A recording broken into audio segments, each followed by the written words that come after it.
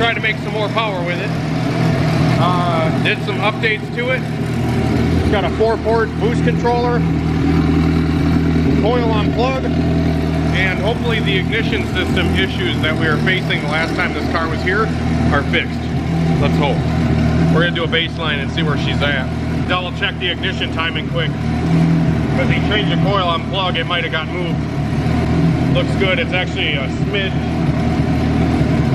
It's like 1 degree advanced. But we're gonna do a baseline with it and see kind of where it's at.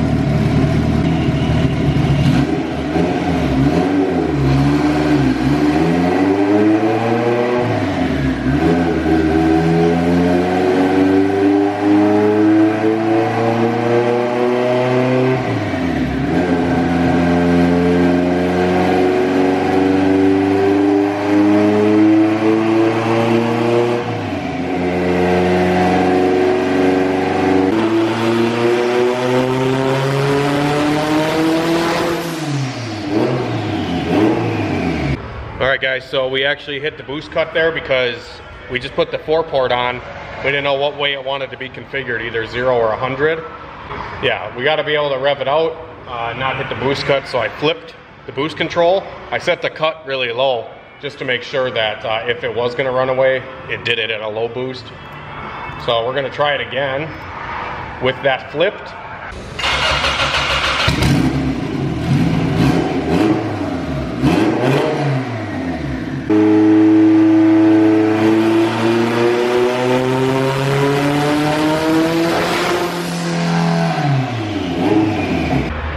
Alright guys, it's next day. I'm out here working on the Integra again, and ended up having some issues. The car kept hitting boost cut, and I found out that the boost solenoid, the 4-port, was plumbed wrong. So typically wherever the port comes in, so this comes in from the turbo or the intake pipe, it comes in, usually the one that's straight through wants to go to the bottom. So this one would be this top one here, so top on this side to top on this side.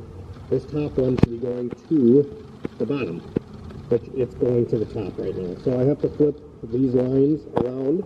Then hopefully we won't have any boost spiking issues. But I went to test the solenoid on the Honda. You can go on the test outputs feature, and I hit test boost solenoid, and it's all wired in, but I was getting no vibrating or buzzing out of the solenoid. So I'm like, okay.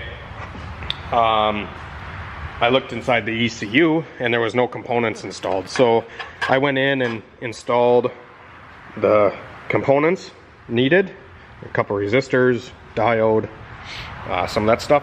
I got it all installed. Typically I don't even really do ECU work anymore. I just tell everybody to go through Jason Waters, because the guy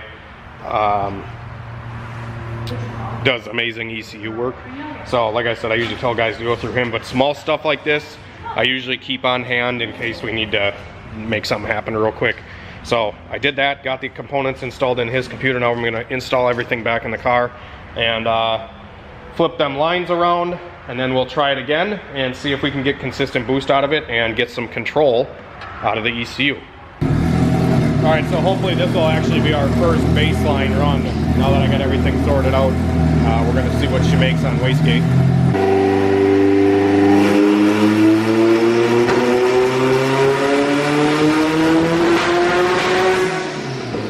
So we're having some issues where the car's cutting out, like just shutting off. It's weird.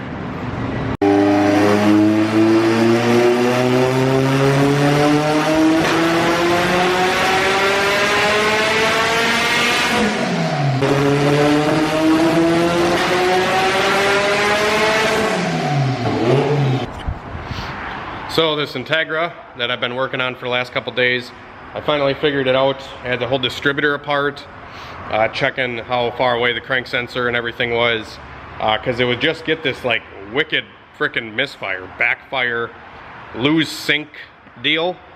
And I have an EF Civic over here with the Honda S300, and just for the hell of it, I threw that ECU in this car, started running beautiful. No issues to speak of. And I put his HON data in my ECU, everything's good. I put my HON data in his ECU, starts misfiring, crappy running, etc. So that sucks because I just put boost by gear components in his computer and it's not working how it should. So like the ECU itself is bad, not the boost by gear stuff. The boost by gear works on his computer, but I can't tune it because the frickin' thing breaks up like crazy. So I'm gonna be getting a ECU from Jason Waters. That's where I get all my ECUs from, and we're gonna hopefully get this thing back on the dyno soon, but that's gonna be it for now because we ran into a wall. I can't really get it tuned until the ECU quits doing this issue. I could tune it with my ECU, but there's no boost by gear components in it. And I used the last of my boost by gear components on his ECU that's now bad. So, and I'd like to keep my ECU for my car. Another reason. So, that's gonna be it. Hopefully you guys enjoy this thing. It's gonna stay here until we get a computer, so maybe I'll update you guys when we get the new computer. And yeah, hopefully she starts running A1. All right guys, back with the Integra once again. I got a new ECU from Jason Waters Tuning today, and I installed it into this yellow Integra. This is probably like almost a week after I filmed the last clip of this car, and we were having issues where the car was breaking up. And then I swapped the ECU with the one from my EF, which is a HON data, but it didn't have boost by gear components. So I put the ECU in the car, and I didn't have any breakup issues. And I'm like, okay, it's got a bad ECU. So I got an ECU from Jason Waters today. Has boost by gear in it already. It's ready to go. Threw it in, turned the boost controller on, and started breaking up again. Did the same thing it's been doing. And I did for shits and giggles, I turned the boost controller off on this ECU from Jason, and now it doesn't have the breakup issue. So that tells me something with the boost controller is causing the car to break up. So I dug down a little deeper into this issue, and the wiring on the computer here. So I actually have been swapping back and forth with HON datas because I'm like, man, is this one good? Is that one bad? I don't even know. The car also loses like logging ability and weird stuff like that. So this black wire right here is going to A11, which is for the boost control ground. So when I tell the ECU to start pulsing the controller, it sends ground signal out this black wire to the controller. The other wire is this red one, which is going to the ECU power wire to give it power. I don't ever use the ECU to power anything. Wideband, none of that. I just run that shit to the battery or the fuse box or the radio wiring or something like that.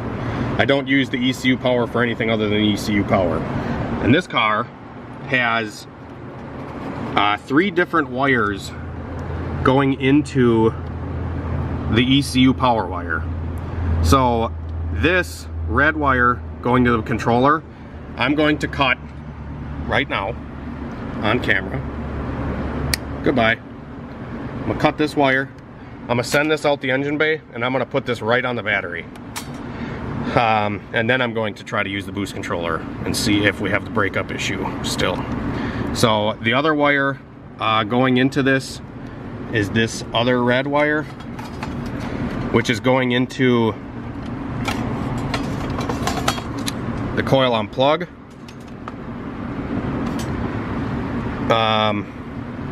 And then I think there might be another one too for like the wideband. So he's got a lot of stuff going into that one wire for this computer, and this computer can't send out that much voltage. It's a small wire, can only flow so much power through it. So I'm hoping just eliminating the boost controller wire and isolating it will give us what we need. So I'm gonna try that. I'm gonna run this wire to the battery. I'm gonna turn the controller back on and hopefully make some jam.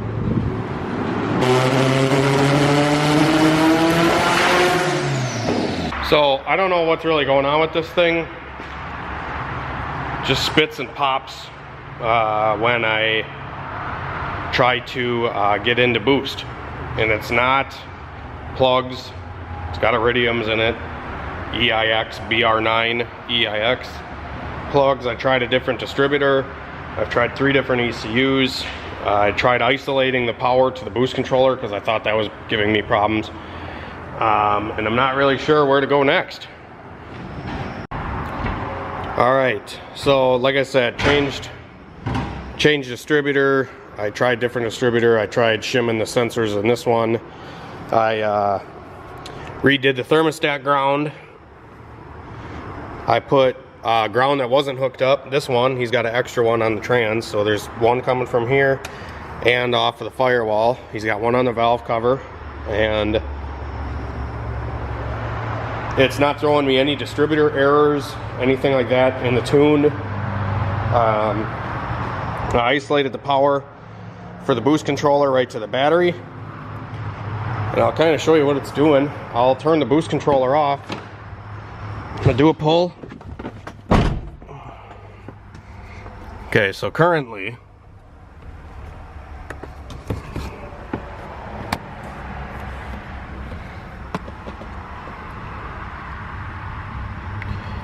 we have our boost controller on, and it's doing the stutter. So I'll show you the graph. And you can see, even in the log, how up and down the tach signal is, and it'll lose, that's when it's misfiring and stuttering. On the log there, you can see it.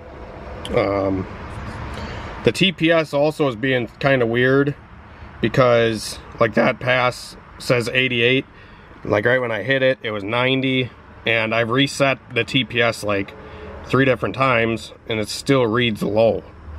Like it doesn't read all the way wide open. They really shouldn't be giving us this issue, but it's definitely something to think about. So now I'm going to go back to the parameters, and I'm going to turn the controller off, and we'll do another log, and I'll show you how smooth the tach signal is.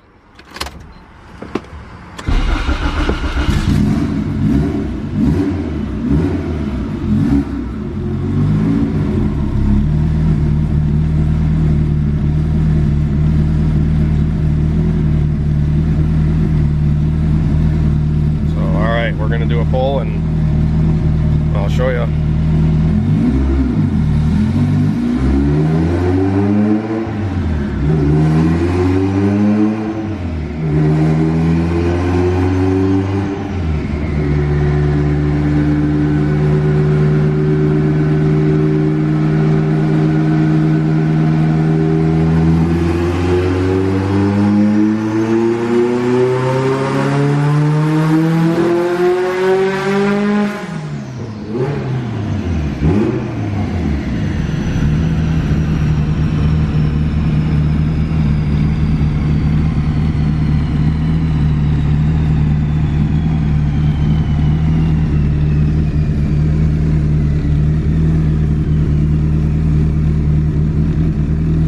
Super smooth.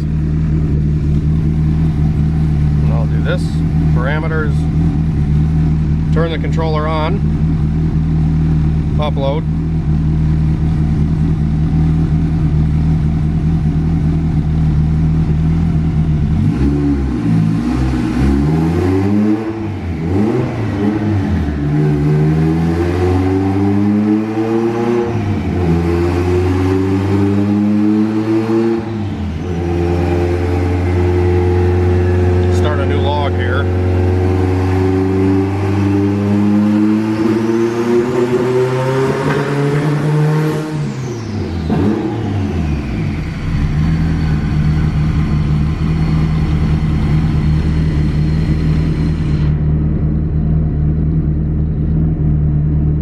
Place. I'm just going to do this while it's hot. I'm going to do it one more time. I'm going to turn the controller off, upload. We'll do one more real quick.